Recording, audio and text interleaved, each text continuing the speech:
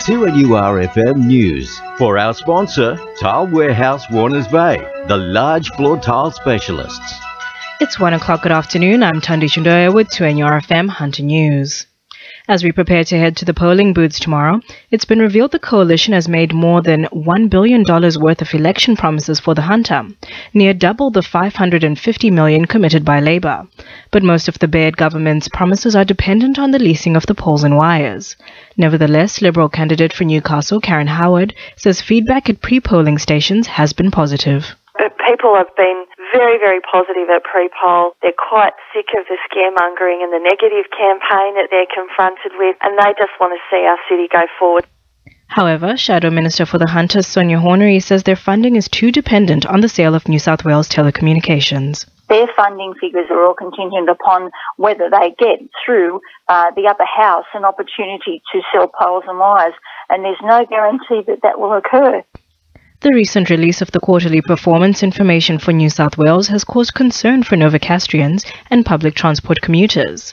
As the region's population continues to increase, there's been a huge decline in the number of trips taken on Newcastle's buses and ferries.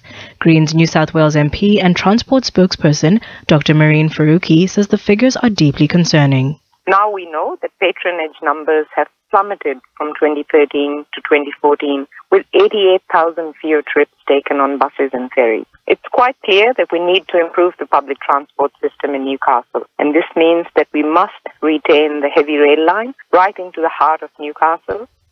Workers in the Hunter have been back paid a total of $34,300 following recent intervention by Fair Work Ombudsman.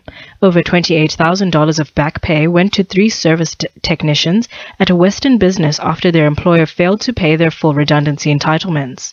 Director of Regional Services Rob Price says the employers involved cooperated fully with the investigation. The main cause of underpayments we usually find is a lack of awareness by employers of their obligations. So our focus is really on encouraging employers to try and resolve those matters and cooperate fully with the Fair Work Ombudsman when there's an investigation. Lake Macquarie Council is encouraging the local community to get involved with Neighbour Day this Sunday. Neighbour Day is an initiative under the Sustainable Neighbourhoods program, encouraging people to come together and create practical projects to care for their natural environment. Around 42% of the Lake Macquarie community are participating in the program, with 19 Sustainable Neighbourhood Action Plans developed for the area so far.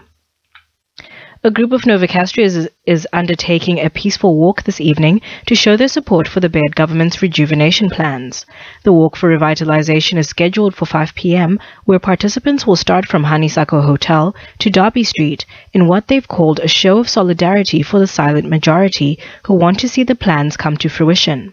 The organiser of the walk, James Thompson, says they are backing the Liberal candidate Karen Howard due to her support for light rail and revitalisation. We love Newcastle, we believe in its future, and tomorrow at the election there's only one candidate who supports $1 billion going into our city, and so us as a group, us getting behind Karen Howard, because she's the only candidate who wants to say yes instead of no. 10% of the vehicles reviewed in a 2-day operation by Port Stephens Rangers this time last week were found to be parked illegally. Rangers targeted car parks in high-traffic areas, including Raymond Terrace, Newcastle Airport, Salamander Bay and Nelson Bay, with checks of 86 disabled permits, resulting in 8 infringements. Manager of Development Assessment and Compliance, Matthew Brown, says drivers should resist the temptation to use disabled parking spots if they're not entitled to do so. It's not morally the right thing to do. Notwithstanding that, our first message is always to educate and work with people. But failing that, of course, there are fines. And we're asked that you do the right thing and make sure that those spaces are made available for the people that genuinely need them. In finance, the All Ords is up 49.9 points at 58.99, and $1 Australian dollar is buying 78.26 US cents. Now at sport, Georgia Moylan. The Newcastle Knights' Kurt Gidley is passing the role of goal kicker to halfback Tyrone Roberts on a more permanent basis. After filling in for Gidley during recent injuries, the Red and Blue are hoping Roberts will provide some consistency for the rest of the season. And making his starting position this year in tomorrow's clash against Penrith, David Farlongo says the Knights have upped their game this season. The tempo and intensity is sort of gone up a bit, and that's the sort of mindset we've gone in with, is to challenge everyone. We challenge, and if it comes to collisions, and it's that's the way it is. It's a physical game. In the lead up to tomorrow's Newcastle District Cricket Final, it's uncertain whether Stockton Raymond Terrace batsman Sam Jenkinson will be likely to pad up. Jenkinson dislocated his shoulder in last Saturday's semi and says he has a 50-50 chance of recovering in time for the game. And in hockey, the Moylan Rams are hoping to continue their strong start to the season when they take on Souths this Sunday. That's sport. I'm Georgia Moylan. 2 from News Time is 1:05 past 1.